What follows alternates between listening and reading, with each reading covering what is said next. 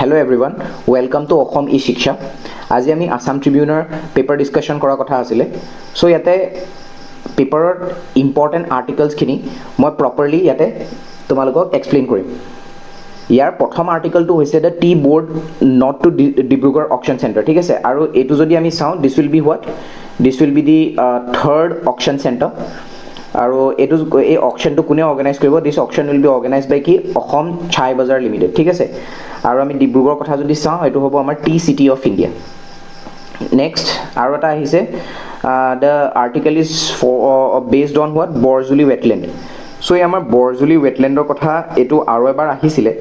চ' এই বৰজুলি ৱেটলেণ্ডটো কি হয় আমাৰ? এইটো ক'ত আছে? এইটো যদি আমি চাওঁ, বৰজুলি ৱেটলেণ্ডটো আমাৰ আছে শোণিতপুৰত। ইয়াতে মনত ৰাখিবা, this is also' considered as the biodiversity heritage site, ঠিক আছে?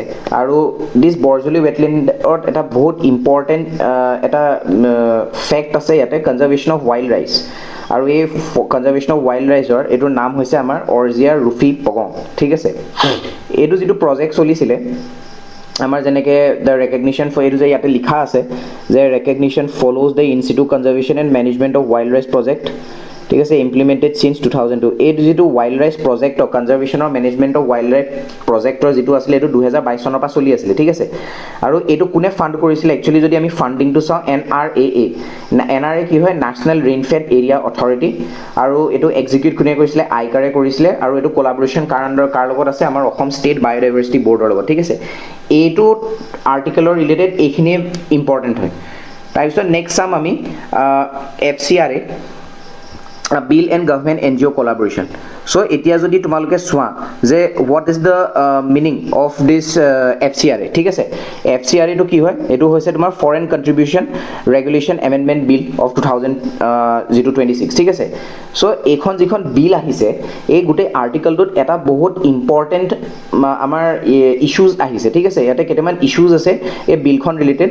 বাট তাৰ আগতে আমি চাম যে NGO যে আছে আমাৰ, এই NGOয়ে কিদৰে ষ্টেটক কি কৰে মানে কমপ্লিমেণ্ট কৰে, ঠিক আছে? NGOয়ে মনত ৰাখিবা, NGO ইয়াতে এটা আছে, দ্য ইনডিছপেঞ্চেবল ৰোল অফ NGO। যদি আমি চাওঁ পইণ্ট নম্বৰ 1, ইয়াতে মই লিখাত আছে, চোৱা, কমপ্লিমেণ্টাৰী বাট নট কম্পিটিশ্যন। ষ্টেটৰ লগত কম্পিটিশ্যন নহয় NGO কমপ্লিমেণ্টাৰী নিচিনাকৈ কাম কৰে। কেনেকৈ কমপ্লিমেণ্টাৰী? চোৱা, যিখিনি জেগাত আমাৰ ষ্টেটছ সোমাব নোৱাৰে, যেনেকৈ একদম ইণ্টেৰিয়ৰ ট্ৰাইবেল লোকেশ্যন, তাহাঁতি কোন সোমাব? NGOs সোমাব পাৰে। তাৰপিছত যিখিনি ডিজাষ্টাৰ এফেক্টেড এৰিয়া, যেতিয়াতো ষ্টেটে কণ্ট্ৰল কৰিব, মানে গোটেই জেগাবোৰততো ষ্টেটৰ মানুহ যাব নোৱাৰে, বাট তাত কি যাব? এই NGOsবোৰ সোমাব, ঠিক আছে? ষ্টেটৰ অফিচিয়েল যাব নোৱাৰে যিখিনি জেগাত, সেইবোৰ NGOsবোৰ সোমাব, বিকজ NGOs গ্ৰাছৰুট লেভেলৰ লগত জড়িত থাকে। তাৰপিছত ইয়াতে হ'ব implementing partners that turns government policies and constitutional commitments into grassroot reality, ঠিক আছে? এতিয়া যিখিনি ষ্টেটে পলিচিজ ইমপ্লিমেণ্ট কৰে, এতিয়া সেই পলিচিজখিনি, ঠিক আছে, পলিচিজখিনি কেনেকৈ গ্ৰাছৰুট লেভেলত আমাৰ ইমপ্লিমেণ্ট কৰিব পাৰে, ঠিক আছে? কেনেকৈ গ্ৰাছৰুট লেভেলত ইমপ্লিমেণ্ট কৰিব পাৰে, এই কামটো কোনে কৰিব? NGOয়ে কৰিব, ঠিক আছে? চ' ইয়াতে এইটো আমাৰ হৈ গ'ল। তাৰপিছত চোৱা, ইয়াতে লিখাই আছে গভৰ্ণমেণ্ট ক্ৰিয়েটছ পলিচিজ, আৰু ৱেৰ NGOছে কি কৰে? NGOয়ে এটা ট্ৰাষ্ট বনায় মানুহৰ মাজত, ঠিক আছে? ষ্টেট গভৰ্ণমেণ্ট আৰু যদি আমি মানুহৰ মাজৰ যদি আমি লিংকটো জানো, লিংকটো যদি আমি চাব যাওঁ, সেইটোৱে হ'ব আমাৰ কি? NGOs, ঠিক আছে? ইয়াতে আৰু এটা কথা মনত ৰাখিবা, ইছ্যুজ কি আছে? এইখন যিখন এমেণ্ডমেণ্ট বিল আনিব গৈ আছে, ঠিক আছে? এইখন ইছ্যুজ কি আছে ইয়াতে মনত ৰাখিবা। ষ্টেট অবজেক্টিভছ, ইয়াতে ইম্পৰ্টেণ্ট হয়, ষ্টেট অবজেক্টিভ ভাৰ্চেছ আনইণ্টেণ্ডেড কনচিকুৱেঞ্চ। মানে ইয়াতে চাবা কি হৈছে, ষ্টেটৰ অবজেক্টিভ কি হয় মনত ৰাখিবা, ইট উইল ষ্ট্ৰেংথেন হোৱাট? ট্ৰেন্সপেৰেঞ্চি, একাউণ্টেবিলিটি, ঠিক আছে? ট্ৰেন্সপেৰেঞ্চি, একাউণ্টেবিলিটি আৰু proper utilisation of foreign contribution. যিখিনি ফৰেন কণ্ট্ৰিবিউশ্যনছ আহিছে সেইখিনি যাতে প্ৰপাৰলি ইউটিলাইজ কৰিব পাৰে। বাট এটা মেইন ইছ্যুজ কি আছে ইয়াতে জানানে? যিটো ৰেগুলেটৰী মেকানিজিম আছে সেইটো বহুত উইক হয়, ঠিক আছে? আৰু এটা আছে নেক্সট ডিবেটেবল, আমি যদি প্ৰপ'জেল চাওঁ, ইয়াতে মেইন ডিবেটেবল কিহত হৈ আছে? চোৱা, ইয়াতে গভৰ্ণমেণ্টে এটা ডেজিগনেটেড অথৰিটি কি কৰিব? ডেজিগনেটেড অথৰিটি এটা ইমপ্লিমেণ্ট কৰিব, ঠিক আছে? ডেজিগনেটেড অথৰিটি এটা ইমপ্লিমেণ্ট কৰিব। এতিয়া কোনে ইমপ্লিমেণ্ট কৰিব? গভৰ্ণমেণ্টে ইমপ্লিমেণ্ট কৰিব। মনত ৰাখিবা, এতিয়া বাই চান্স যদি এটা NGO FCRA ৰেজিষ্ট্ৰেশ্যন মানে যদি কেনচেল কৰি দিয়ে, NGOs FCRA যদি FCRA ৰেজিষ্ট্ৰেশ্যন মানে বাহিৰৰ পৰা সেই NGOটোৱে ফাণ্ডছ ল'ব পাৰিব, মানে বাহিৰৰ কোনোবা ফৰেন ফাণ্ডছ ল'ব পাৰিব, ঠিক আছে? যদি সেইটোৰ ৰেজিষ্ট্ৰেশ্যন যদি কেনচেল কৰি দিয়ে তেতিয়া মনত ৰাখিবা গভৰ্ণমেণ্টে এপইণ্ট কৰা যিজন ডেজিগনেটেড অথৰিটি আছিলে এই ডেজিগনেটেড অথৰিটিৰ আণ্ডাৰত গোটেই এছেটৰ কণ্ট্ৰল আহি যাব ঠিক আছে গোটেই এছেটৰ কণ্ট্ৰল আহি যাব এই যিটো আৰ্টিকল হয় বেসিক্যালি এইটো ওপৰতে কথা পাতিছিলে ঠিক আছে নেক্সট আমি আৰু এটা আৰ্টিকল চাম ইয়াতে গভৰ্ণমেণ্টে কি কৰিছে পাঁচটা নিউ বিল এটো সোমা মনত ৰাখিবা ইয়াতে কি কৰিছে 5 new bill in monsoon session প্ৰথম কি হ'ব এটা হৈছিলে আমাৰ ইনকাম টেক্স এমেন্ডমেন্ট বিল এটো কি কৈছে ৰিপ্লেসেস যেটো আৰ্লিয়াৰ অৰ্ডিনেন্স আছিল এটো ৰিপ্লেস কৰিছে ইয়াতে কি কৰিছে সোৱা ইয়াতে ইম্পৰ্টেন্ট কি হয় ইয়াতে মনত ৰাখিবা it exams foreign investors from income tax ঠিক আছে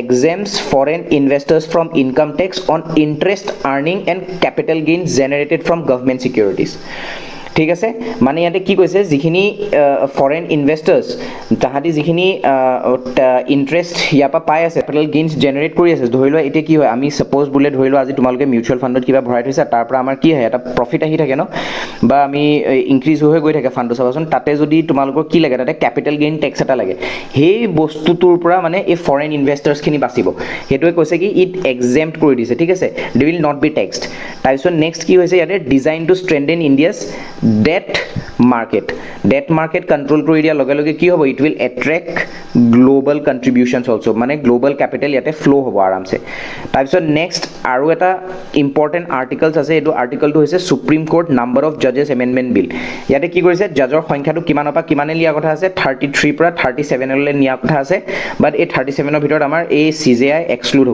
হ'ব ঠিক আছে CJI কাউন্ট নকৰে ঠিক আছে আমাৰ এটো ইনক্ৰিজ কৰা কথা আছে আৰু এটা কি কৈছে Supreme Court number of judges amendment বিলৰ মতে কৈছে যে ইয়াতে যিখিনি কেसेस পেন্ডিং কেसेस আছে এইখিনি সোনকালে যাতে ডিসপোজ কৰিব পাৰে তাৰপিছত আৰু এটা ইয়াতে কথা পাতিছে এখন এটো আৰ্টিকলত MSME micro small and medium enterprises ঠিক আছে ইয়াতে ডেভেলপমেন্ট এমেন্ডমেন্ট বিল অফ 2026 ইয়াতে কি কৰিছে addresses the issues delayed payments to MSME মানে এই কেতিয়াবা সাবা ষ্টেটে যিখিনি পেমেন্ট দিবলগীয়া হয় MSME ঠিক আছে হে পেমেন্টস খিনি নহয় বহুত দেৰি হয় পাহাতৰ ওচৰলে MSME লে পাওতে সো হেতু কাৰণে কি কৰিছে আমাৰ ষ্টেটকো বহুত বেছি পাৱাৰ দিয়া গৈছে যাতে এই যিখিনি পেমেন্ট ৰিলেটেড ইস্যুজ আছে সোনকালে কি কৰিব পাৰে সেটেল কৰিব পাৰে ঠিক আছে আৰু এটা obviously ease of doing business to promote কৰিব তাৰপিছত নেক্সট আহিছে আমাৰ ইয়াতে registration of birth and death amendment bill of 2026 ইয়াতে কি কৰিছে যিখিনি বাৰ্থ আৰু ডেথৰ যিখিনি ৰেজিষ্ট্ৰেচনছ হয় আমি কেতিয়াবা কোনবা ঢুকালে এটা ৰেজিষ্টাৰ কৰিব যাও না যে এটো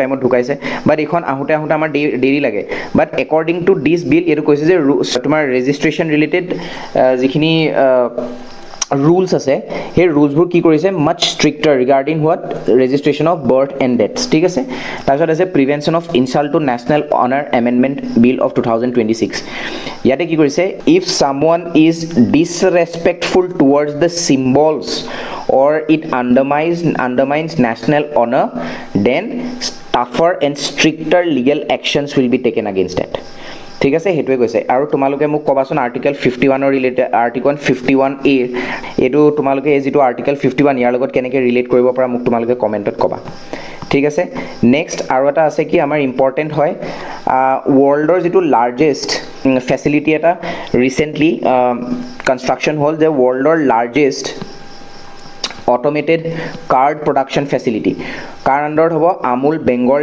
Dairy project under Amul Bengal Dairy project under kiman capacity 30 lakhs liter per day a 30 lakhs liter per day kiman card produce koribo daily 1000 ton of cards tomar daily ki koribo produce koribo thik ase aru yate promoters ki hoy promoters Gujarat Corporation Milk Marketing Federations thik ase yar eto article opa iman khini amar important hoy next ase amar sports related PV Sindhu monot rakhiba PV Sindhu she became the first ever Indian to win this title ki title ei to Japan Open title thik ase monot rakhiba a PV Sindhu ki hoise won her maiden super 750 title also at court Japan Open 2026 and PV amar India pa PV Sindhu became the first ever to win this thik ase kak horwaisile Akane Yamaguchi ঠিক আছে Akane Yamaguchi was defeated by PV Sindhu okay these 6 articles are very important 6 articles আমি চালো আজি ইয়াতে আমাৰ Assam Tribune ঠিক আছে from Assam Tribune তোমালোকক ইয়াৰে PDF দি দিম মই ঠিক আছে ইয়াৰে PDF will be provided PDF will be provided. ঠিক আছে আৰু এনেকৈ তোমালোকে আসাম ট্ৰিবিউনৰ যিখন পেপাৰ থাকে এভৰিডে পঢ়ি যাম কাৰেণ্ট এফেয়াৰ্ছৰ যিখিনি ছেকশ্যন আছে যে ডিফাৰেণ্ট টাইপ অফ এক্সাম ইয়াৰ পৰাই কভাৰ হৈ যাব ঠিক আছে so' I am going to wrap up this session now thank you everyone